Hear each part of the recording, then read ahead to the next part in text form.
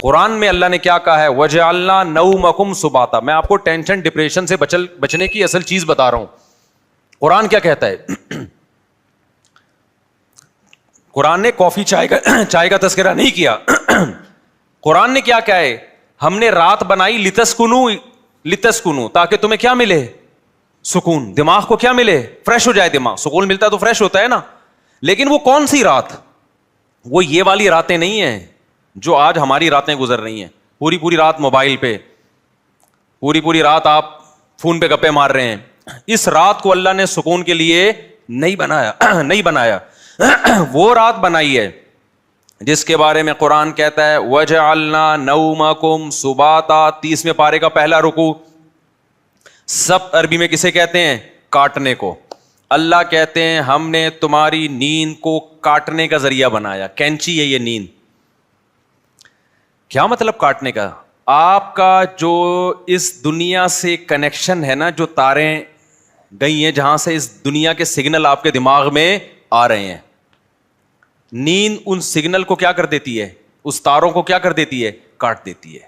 دیکھو ایک آسان مثال سے بات سمجھاتا ہوں.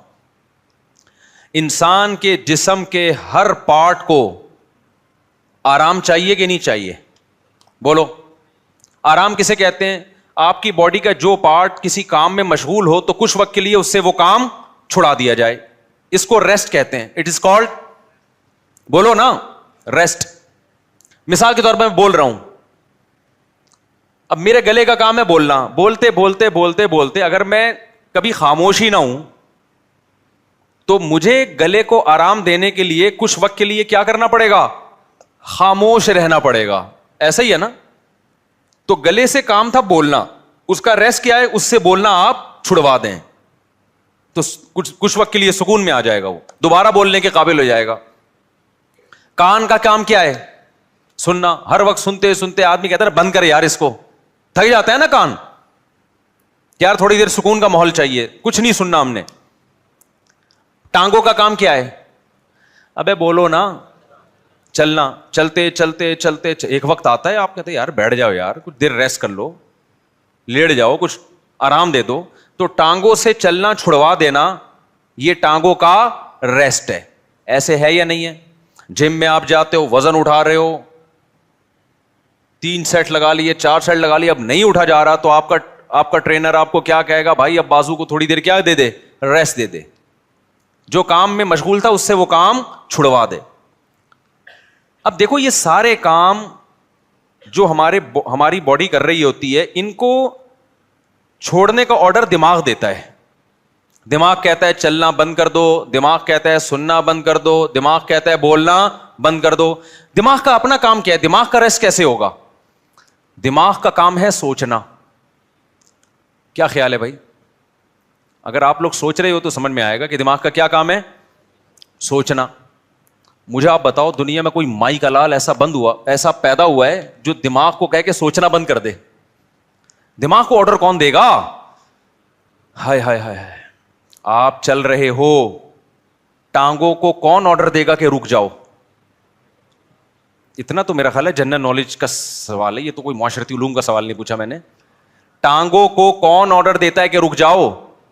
دماغ آرڈر دیتا ہے, تبھی ہم بریک لگا لیتے ہیں. میں بول رہا ہوں بولتے تھک گیا تو میرے گلے کو کون آرڈر دے گا کہ رک جاؤ؟ دماغ آرڈر دے گا. اس سے پتہ چلتا ہے آرڈر دینے والا ہمیشہ اس سے سپیریئر ہوتا ہے. آپ کی باڈی کا جو پارٹ ہے نا, کوئی بھی پارٹ, اس کو آرڈر دے گا بادشاہ. وہ کون ہے؟ وہ دماغ ہے. پھر یہ اس کی بات مانے گا, رک جائے گا. کیونکہ ہمارے ٹانگوں کے پاس سوچنے کے لیے دماغ نہیں ہے, وہ خود نہیں رکیں گی, ان کو آرڈر اوپر سے آئے گا. لیکن دماغ کو آرڈر کون دے گا کہ سوچنا بند کر دے؟ نہیں یہی بات, دماغ آرڈر نہیں دے سکتا. دماغ کے لیے کوئی اوپر کی چیز ہو جو دماغ کو آرڈر دے کہ سوچنا بند کر دے. کیونکہ دماغ جب اپنے آپ کو آرڈر دے گا کہ سوچنا بند کر دے تو اس کے لیے دماغ سوچے گا, تو سوچنے کا عمل کم نہیں ہوگا بلکہ سوچنے کا عمل بڑھ جائے گا. ابے کیسے سمجھاؤں مجھے بتاؤ یار, کامن سینس کی بات کر رہا ہوں یا نہیں کر رہا؟ کافی پی کے آئے ہیں کہ نہیں آئے ہیں؟ مجھے یہ بات بتاؤ. اگر کافی کی عادت نہیں ہے نا, پھر بغیر پیے بھی دماغ فریش ہوگا. اگر عادت پڑ چکی ہے تو ایک ایک کپ آپ کو پلانا پڑے گا, اس کے بغیر کھوپڑی میں بات نہیں آئے گی. یہ نقصان ہے کافی کا. پھر بھی ہم کہتے ہیں پی لو, ہمیں بھی کبھی دماغ کھوپڑی کام نہیں کر رہی ہوتی, 2 چسکے ہم بھی لگا لیتے ہیں. ٹھیک ہے, پیدا تو اسی سوسائٹی میں ہوئے نا, فضائل نہیں بیان کرتے ہم. اچھا خیر, تو اب دماغ کا کام کیا ہے؟ دماغ کو سکون ایسے ملے گا سوچنا چھوڑ دے. اب آپ کیا کرو گے؟ اب آپ بیٹھ گئے, ٹانگوں کو آرڈر دیا رک جاؤ, ٹانگیں رک گئیں. کمر تھک گئی ہے بیٹھے بیٹھے, کمر کو آرڈر دیا بھائی لیٹ جا, لیٹ گئے بھائی. اب دماغ تھک گیا آپ کا, اب آپ دماغ کو آرڈر دے رہے ہو سوچنا بند کر دے. دماغ کا باپ بھی سوچنا بند نہیں کرے گا بلکہ اور سوچے گا. تبھی تو اوور تھنکنگ کی ایک بیماری ہے نا. لوگ کہتے ہیں ہم جب سونے کے لیے لیٹتے ہیں تو اس وقت تو بالکل ہی نیند اڑ جاتی ہے ہماری. ویسے چلتے پھرتے رہیں گے نیند آئے گی, بیٹھے ہوئے ہیں نیند آ رہی ہے, سونے کے لیے لیٹے اور نیند کے علاوہ اب سب کچھ آنا شروع, کیونکہ دماغ اب نیند کے بارے میں سوچنا شروع کر دیتا ہے کہ سو تو نہیں سویا, صبح دیر ہو جائے گی, دماغ خراب ہوگا, یہ ہوگا. اس سے نیند آنے کے بجائے کیا ہوتی ہے؟ اس ٹینشن سے نیند اور اڑتی ہے. سمجھ میں آ رہی ہے بات؟ تو اس کا حل اللہ نے کیا رکھا ہے؟ اللہ نے کہا یہ تمہارے بس میں نہیں ہے کہ تم سو جاؤ, کیونکہ تمہارے پاس جو سب سے پاورفل پارٹ ہے نا وہ دماغ ہے. اس دماغ کے کنٹرول میں نے تمہارے سارے پارٹ دے دیے ہیں. دماغ کس کے کنٹرول میں ہے؟ وہ میرے کنٹرول میں ہے. وہ کسی کا باپ بھی نہیں سلا سکتا جب تک میں نہیں چاہوں گا. لہذا تم نے کیا کرنا ہے؟ سونے کے اسباب اختیار کرنے ہیں. سونا تمہارے بس میں نہیں ہے. اسباب کے بتی بجھا دی, لیٹ گئے, سکون کا ماحول ہو گیا, پنکھا چلا دیا, یا نیند کی گولی کھا لی, بہت زیادہ ہو گیا تو یہی ہوگا نا. تو اس سے نیند کی گولی بھی آپ کو یاد رکھو سلاتی نہیں ہے.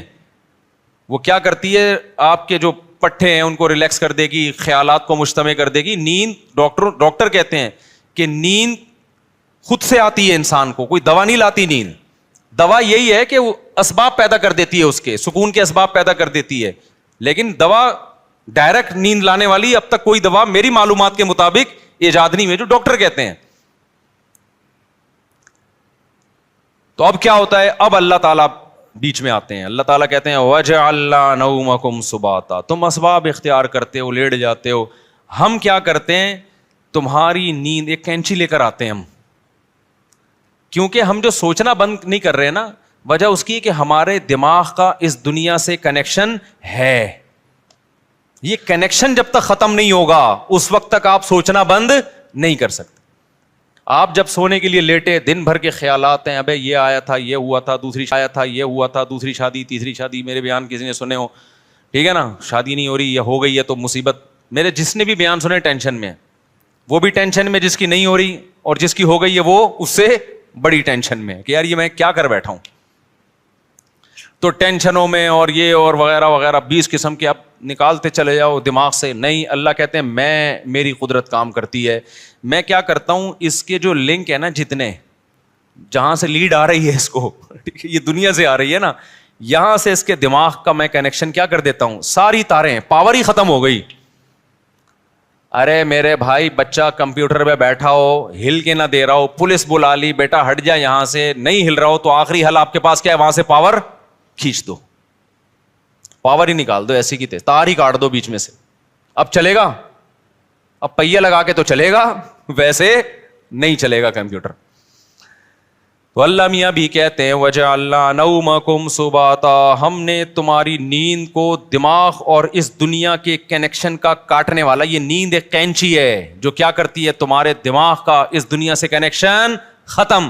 اصل بات جو میں بتانا چاہ رہا تھا, اللہ قرآن میں کیا کہتا ہے کہ تمہیں سکون دماغ کو اس وقت ملے گا جب کافی پیو گے, نہ چائے پینے سے, نہ چرس پینے سے, ہیروئن پینے سے, نہ دماغ کے سکون کے لیے اللہ نے نیند بنائی ہے, اور وہ والی نیند جو تمہارا اس دنیا سے کنیکشن ختم کر دے. کیونکہ ہم نے بہت سے لوگوں کو دیکھا ہے سو رہے ہوتے ہیں لیکن سب پتا ہوتا ہے کہ کیا ہو رہا ہے. اس کا مطلب ان کی نیند نہیں ہوتی ہے. گھوڑے بیچ کے سونے والی نیند کا اللہ ذکر کر رہا ہے قرآن میں. آپ دیکھ لو نا آج کل جو نیندیں ہو رہی ہیں, سو رہے ہیں اور سب سن بھی رہے ہیں کہ ہو کیا رہا ہے, بیگم کیا باتیں کر رہی ہے, کس کی غیبتیں کر رہی ہے, گھر میں ساس کتنے دن سے آگے ٹھہری ہوئی ہے, جا کیوں نہیں رہی ہے, مہنگائی بڑھ رہی ہے, اسٹیبلشمنٹ نے یہ کیا کر دیا اور فلانے نے یہ کیا کر دیا اور مہنگائی کو یہ کیوں ہو گیا وغیرہ وغیرہ 20 قسم کے مسائل، اور سو بھی رہا ہے. ذرا سی بات کرو تو کہتا ہے کیا.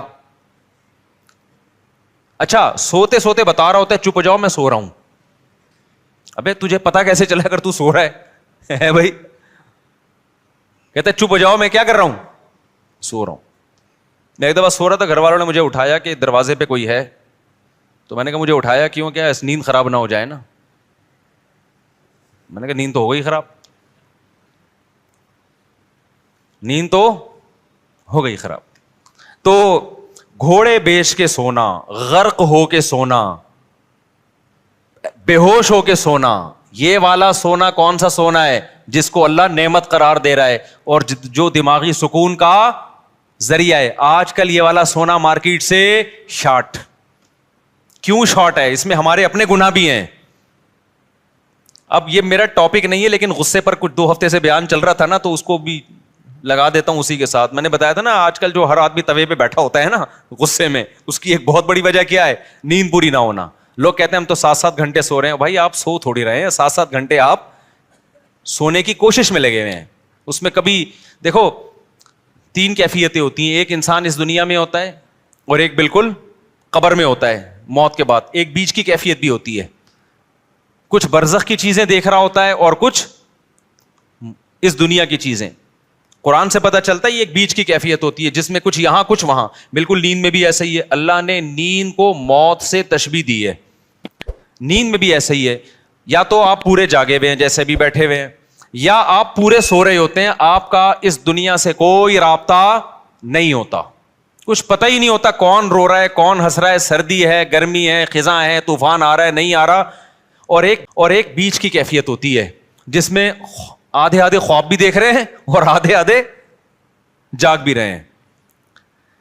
اس والی نیند سے میرے بھائی سکون نہیں ملتا. تو یہ جو گہری نیند ہے نا، اس کے لیے کچھ کام کرنے پڑتے ہیں جو آج کل مارکیٹ سے شارٹ چل رہے ہیں.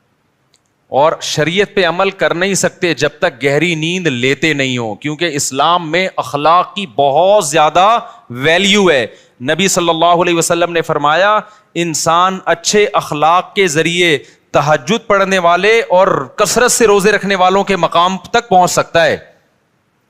یعنی اس کی زندگی میں تہجد بھی نہیں ہے اور روزے بھی نہیں ہیں، لیکن اخلاق کا اتنا اچھا ہے تو اللہ اس کو کس کے ساتھ حشر کریں گے؟ تہجد گزاروں کے ساتھ.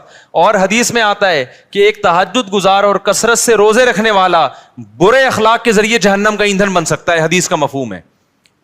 کیوں؟ بد اخلاقی کی وجہ سے کبھی بیوی سے لڑے گا، کبھی پڑوسیوں سے لڑے گا، کبھی کمیٹی سے لڑے گا، کبھی امام سے لڑے گا، کبھی مؤذن سے لڑے گا، کبھی اسے پٹا، کبھی گاڑی تھوڑی سی آگے اس کو اٹھا کے ٹھوک دیا.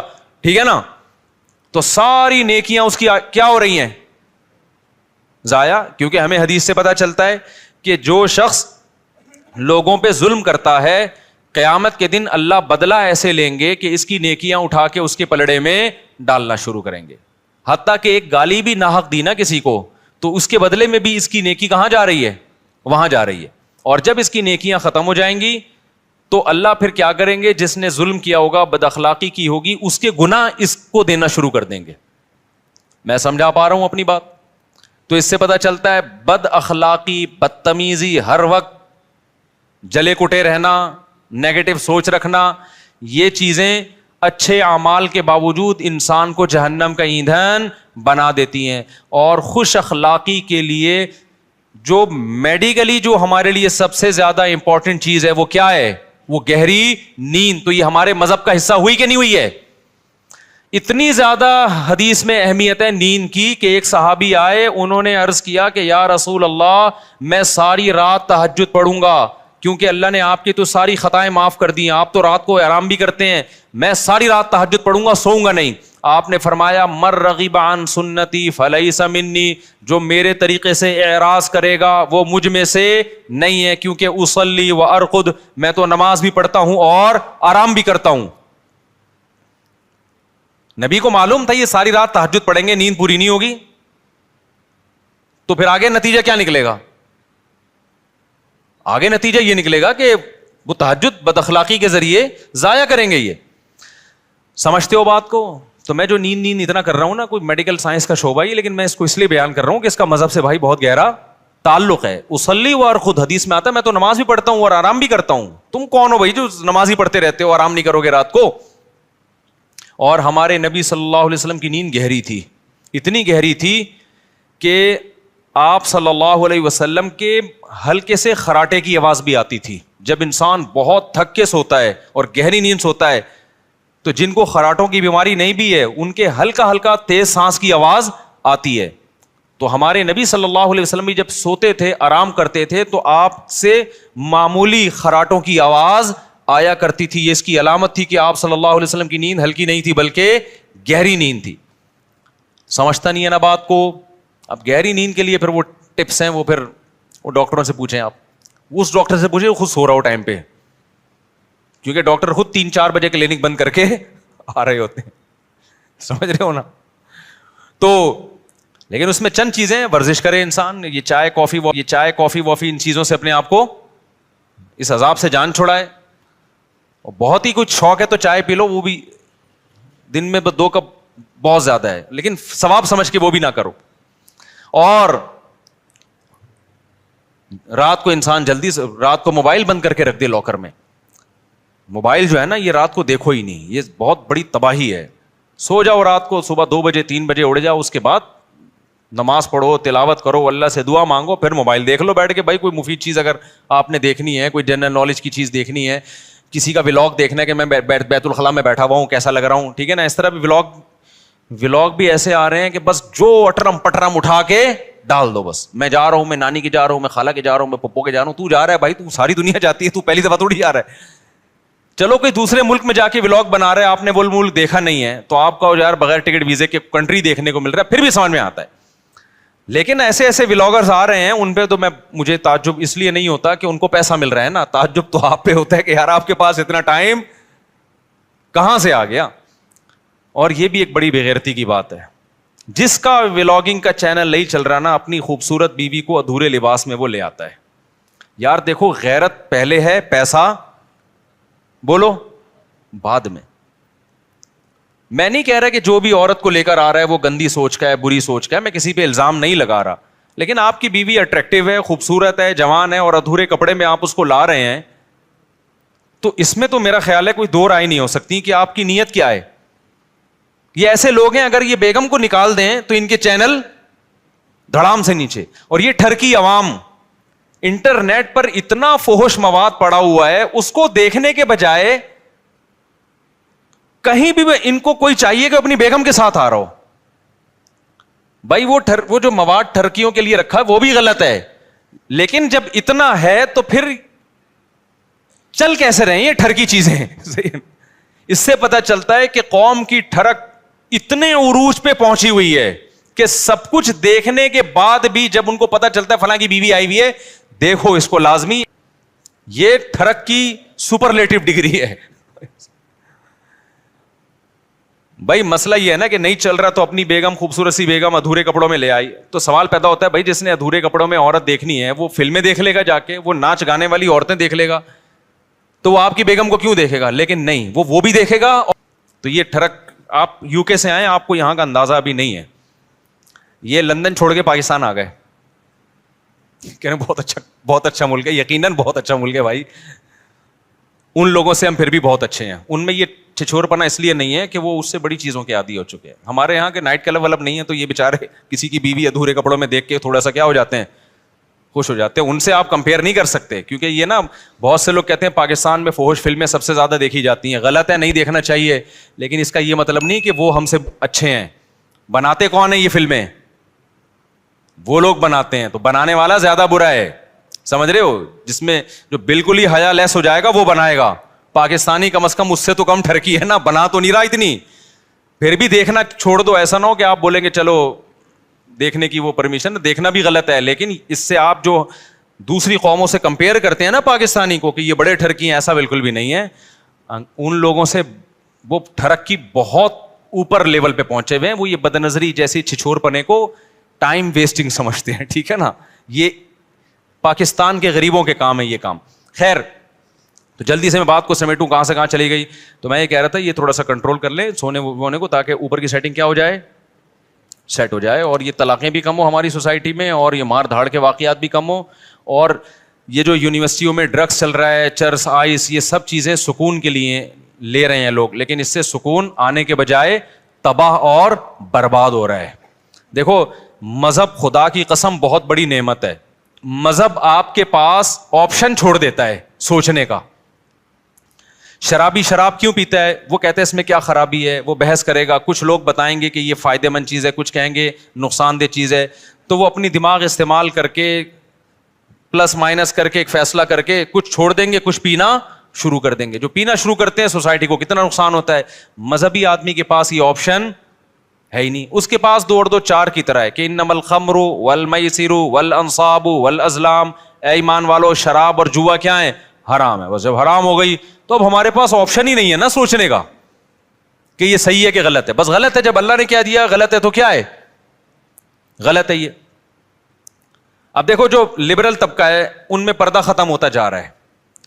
اپنی بیویوں کو دوسرے کی بیویوں سے, دوسرے دوستوں سے ملانا, دوست کی بیوی آپ کی بیوی سے, آپ کی بیوی اس کے دوست سے, کزنیں آپس میں مل رہی ہیں, اکٹھے ڈانس بھی کر رہے ہیں. وجہ کیا ہے کہ وہ یہ بحث کرتے ہیں کہ اس میں غلط کیا ہے. بھائی اگر کزن نے کزن کے سامنے ڈانس کر لیا, بہنوں کی طرح ہی ہے نا ہم لوگ, کوئی ہماری نظریں خراب تھوڑی ہیں. اس سے آہستہ آہستہ سوسائٹی کس کی طرف جا رہی ہے, تباہی کی طرف. زنا کے واقعات, گھروں سے بھاگنے کے واقعات, ماں باپ کے ساتھ بدتمیزی. جس لڑکی میں حیا نکل گئی, ابا اماں کے ساتھ تمیز سے بات اب وہ کبھی بھی نہیں کر سکتی. لیکن مذہبی لوگوں کے پاس اللہ کی کتنی بڑی رحمت کہ ان کے پاس یہ سوچنے کا آپشن بولو نہیں. کیوں آپشن؟ بھائی بیوی کو آپ نے دوست سے پردہ کرانا ہے, ختم. یہ کس کا حکم ہے؟ ہم تھوڑی کہہ رہے ہیں دوست کی نظریں خراب ہیں, ہو سکتا ہے اس کی نظر آپ سے زیادہ اچھی ہو, وہ نہ بری نظر سے دیکھے, لیکن یہ آپشن ہمارے پاس اللہ میاں نے کیا کر دیا ہے, بھائی جوان بیوی ہے تو آپ کو اپنے دوست سے اس سے پردہ بولو کرانا ہے, ختم. میرے سارے گھر والے میرے بھائیوں سے پردہ کرتے ہیں الحمدللہ, ہماری بھابھی ہم سے پردہ کرتی ہیں, ہم سب جوائنٹ فیملی میں اکٹھے رہے ہیں. ہم لوگ 4 بھائی تھے اور میری والدہ کی 6 بہویں تھیں, یہ بھی پہلی تھی. حالانکہ 4 بھائی میں بہویں کتنی ہوتی ہیں, 4 بہو, اس وقت 6 بہو. اگر ابھی والدہ زندہ ہوتی تو ایک کیلکولیٹر خریدنا پڑتا ان کو بہوؤں کو گننے کے لیے. خیر, تو ہم ایک گھر میں رہے ہیں اور 4 بھائی اور والدہ کی بہویں کتنی, 6 بہویں. تو سب والدہ کی سب بہویں دیوروں سے جیٹھوں سے پردہ کرتی تھیں. یہ جو لوگ کہتے ہیں نا جوائنٹ فیملی میں پردہ ممکن نہیں ہے, یہ میں نہیں مانتا. ہم نے تو کر کے دیکھا ہے بھائی اپنے گھروں میں الحمدللہ.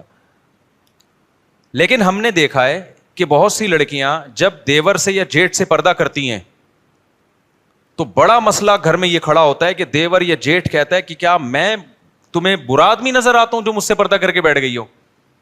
میں سمجھا پا رہا ہوں اپنی بات. ہماری نظریں کیا خراب ہیں, ہمیں باہر دیکھنے کے لیے بہت ساری عورتیں جو آپ پردہ کر کے بیٹھ گئی, ہمیں پتہ نہیں کیا سمجھ رہی ہو. یہ جب بحث گھر میں شروع ہوگی تو آپ پردے کا ماحول نہیں بنا سکتے. اسلام نے ہمارے لیے یہ بحث کا دروازہ کیا کر دیا, بولو بند. اسلام نے کہا بھائی عورت کا زینت اس کا بھائی, اس کا باپ, اس کا شوہر, اس کا بھتیجا, اس کا بھانجا, اس کا چچا, یہ دیکھ اس کے سامنے آ سکتی ہے, پوتے نواسوں کے سامنے بھی. اس کے علاوہ سارے اس کے لیے کیا ہیں, نامحرم. اب اس کا تعلق اس سے نہیں ہے کہ دیور جیٹ کی نظر اچھی ہے یا گندی ہے, بھائی اللہ کا حکم ہے بھابھی نے دیور سے پردہ کرنا ہے. تو مذہب والا آدمی جو مذہب کو فالو کرتا ہے نا, بہت سارے کنفیوژن اللہ نے اس کے لیے کیا کر دیے ہیں, آسان, ان سے نکلنا آسان کرتا. وہ کہتے ہیں بھائی شریعت کا حکم ہے, ختم. تو سکون سے زندگی گزرتی ہے, گھروں کا ماحول اچھا ہو جاتا ہے. غیر مسلم لوگ نا پہلے یہ کزنوں سے پردہ ختم ہوا, پھر ناچنا گانا شروع ہوئے, اب اس کے بعد ان کے گھروں کا ماحول آپ غیر مسلموں کا جا کے دیکھو, گھروں میں محبتیں کیا ہو گئیں, ختم. خیر میں اب اصل ٹاپک کی طرف آتا ہوں. تو یہ ڈپریشن کی بات چلی تھی نا, چھٹے مٹے لگا رہے ہیں, ان سے ڈپریشن ختم نہیں ہوگی. ان سے ڈپریشن کیا ہوگی, یونیورسٹی میں لڑکیاں بھی آج کل چرس الحمدللہ پینا شروع کر دیا انہوں نے. یہ اللہ کا بڑا فضل ہے, یعنی یہ طنز میں کہہ رہا ہوں میں کہ کیونکہ ہماری یونیورسٹیاں, ہمارے لبرل لوگ دینی مدرسوں پہ اعتراض کرتے ہیں کہ بچوں کو بگاڑتے ہیں یہ. اور جب ہم یونیورسٹیاں گئے تو وہاں ہم نے جب دیکھا کہ یہ سب کچھ چل رہا ہے تو پتہ چلا کہ تمہارا بگاڑ اور ہمارے بگاڑ میں بھائی زمین آسمان کا فرق. ہم نے اپنے مدرسے کے دور میں ایک طالب علم کو سگریٹ پیتے ہوئے دیکھا تھا, وہ بھی چھپ کے. اس کو بھی پتا تھا کہ میرے استاذوں کو پتا چل گیا تو میری ایسی کی تیسی ہو جائے گی, ماں باپ کو بھی نہیں پتا چلے. اور یونیورسٹی میں اگر آپ چلے جائیں نا تو ہو سکتا ہے آپ کو بھی فری میں مل رہی ہو وہاں پہ کہ ایک سٹا آپ بھی لگا لیں. اللہ بچائے, یہ بہت برا ماحول ہے لیکن جا رہے. جب مذہب آپ کی سوسائٹی سے نکلے گا تو ایجوکیشن ہی آپ کی تباہی بربادی کا ذریعہ بن جائے گی. خیر, ہم چل رہے تھے قربانی پہ, پتہ نہیں یہ کہاں سے آ گئے ہم. آپ نے گچی پکڑ کے رکھی جی. میں تو چاہ رہا تھا کہ قربانی پہ آؤں نا, میں اب آ رہا ہوں قربانی پر. تو میں اصل بات آپ سے بتانا چاہ رہا تھا میرے بھائی, اللہ میاں نے جو ہمیں پیدا کیا ہے وہ کس کام کے لیے؟ اپنی عبادت کے لیے. اللہ کیا چاہتے ہیں؟ کس کے غلام بن کے رہو؟ اللہ کے. ہاں میں یہ کہہ رہا تھا اگر آپ اللہ کی غلامی نہیں کریں گے تو کلچر کے غلام بننا پڑے گا, خاندان کا غلام بننا پڑے گا, بڑی بڑی عالمی طاقتوں کا غلام بننا پڑے گا آپ کو. تو آزاد دنیا میں کوئی بھی نہیں ہے. آزادی کا لیبل لگا کے آزادی کی باتیں کی جاتی ہیں, حقیقت میں آپ کو ایک طبقے سے نکال کے دوسرے طبقے کا غلام بنایا جاتا ہے. جیسے آج کل کے مذہبی اسکالر تقلید کے بڑے خلاف ہیں کہ ان مجتہدین کی تقلید مت کرو. تو لیبل بڑا اچھا ہے کہ ہم تقلید نہیں کرتے, لیکن اصل میں مجتہدین کی تقلید سے ہٹا کے آج 15ویں صدی کے اسکالرز کا مقلد بنایا جا رہا ہوتا ہے. تو لیبل سب لوگ اچھے اچھے لگاتے ہیں, اس کے پیچھے بڑا مسئلہ ہوتا ہے.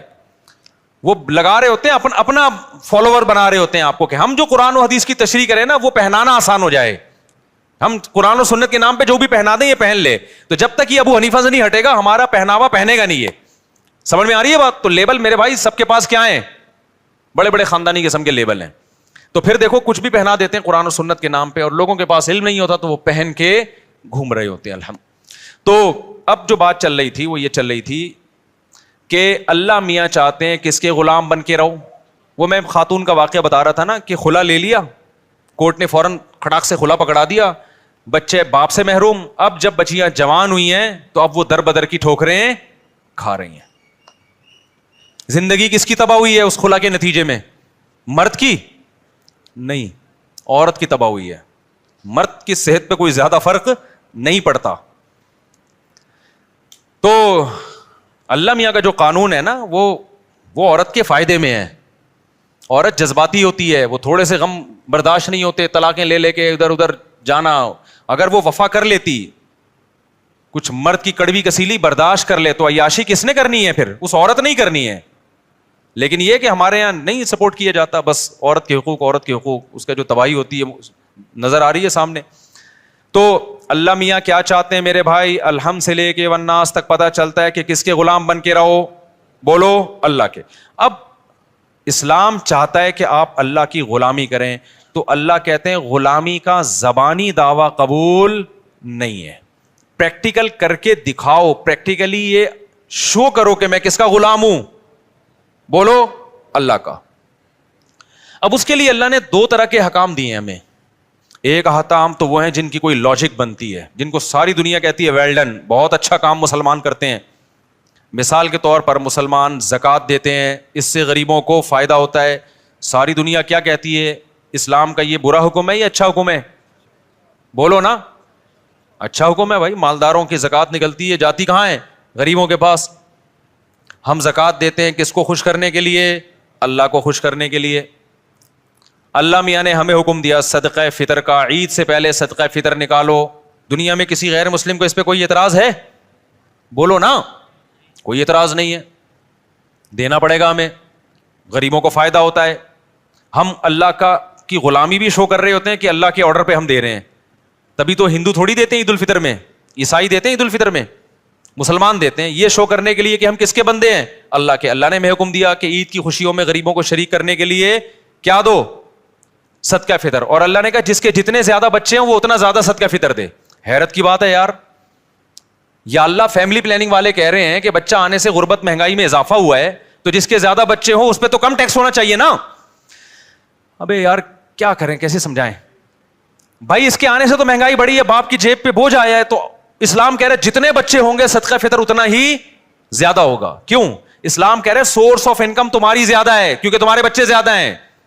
یہ صرف پیٹ لے کے نہیں آئے, 2 ہاتھ اور 2 پاؤں لے کے بھی آئے ہیں. یہ سورس آف انکم ہے, یہ وسائل ہیں, یہ اثاثے ہیں, یہ ایسٹس ہیں. فیملی پلاننگ والا یہ تو بتائے گا بچہ پیٹ لے کے آتا ہے, یہ نہیں بتاتا کمانے کے لیے 2 ہاتھ اور 2 ٹانگیں بھی لے کر آتا ہے, اور ایسے 2 ہاتھ اور ایک پیٹ ایک ہوتا ہے, کمانے کی پاور 10 آدمیوں کو کھلانے کی طاقت لے کے آتا ہے. وہ سمجھ میں آ رہی ہے بات؟ تبھی سب سے زیادہ اس محلے میں الحمدللہ صدقہ فطر میرا نکلتا ہے, الحمدللہ. اور صدقہ فطر جرمانہ نہیں ہے, کیونکہ عید کے دن جرمانے نہیں لیے جاتے, عید کے دن شکرانہ ہوتا ہے. تبھی صدقہ فطر کا دوسرا نام کیا ہے؟ شکرانہ. تو اللہ نے کہا جس کی اولاد زیادہ ہے اس پر شکر بھی زیادہ ہے. اس سے پتہ چلتا ہے اسلام میں اولاد کی کثرت یہ نعمت ہے, یہ ٹینشن یا بوجھ نہیں ہے. سمجھتا نہیں ہے نا بات کو؟ خیر آپ کی اسپیڈ میں کوئی فرق نہیں پڑنے والا, ہمیں پتا ہے. آپ 2 بچے ہی اچھے لے کے چلیں, پھر بڑھاپے میں ترسو گے, آپ جوانی میں بھی ترسو گے. بچوں سے تو گھر میں رونق ہوتی ہے یار, آنکھوں کی ٹھنڈک ہوتے ہیں. تو خیر توکل نہیں ہے, دنیا کو مسافر خانہ نہیں سمجھتے, بس وہی کیلکولیشن لے کے چلے رہتے ہیں. تو پڑے رہو پھر کالو کا لیٹر لے کے, اتنے پیسے ہو گئے, اتنے بچے ہو گئے, اتنی بیویاں ہو گئی, یہ بچ رہا ہے تو ابے بھائی یہ اس کا تعلق اللہ پہ توکل سے. شادیاں بھی کرتا جا, بچے بھی پیدا کرتا جا, رزق کے دروازے کھلتے چلے جائیں گے, کھلتے چلے جائیں گے. کچھ اللہ بھی تو ہے نا, اللہ کو مانو بھی تو, اور خوش رہو یار. غربت بھی ہے تو کیا ہے, بیسک ضرورتیں الحمدللہ پوری ہوتی رہیں گی. بہت زیادہ ہو گیا نا تو ٹماٹر بیچو گے, یہی ہوگا نا. تو کیا ٹماٹر والے جنت میں نہیں آئیں گے؟ کیوں اپنے آپ کو یہ اتنا فن خان بنا لیا ہے کہ جی میں سفید کالر اور کالر اونچے کر کے میں کیوں ٹماٹر؟ بھائی ٹماٹر والے بھی تو ہوتے ہیں. اللہ اس کی اللہ تعالیٰ بچائے گا انشاءاللہ, اللہ مدد کرتا ہے. لیکن ایک مثال دے رہا ہوں.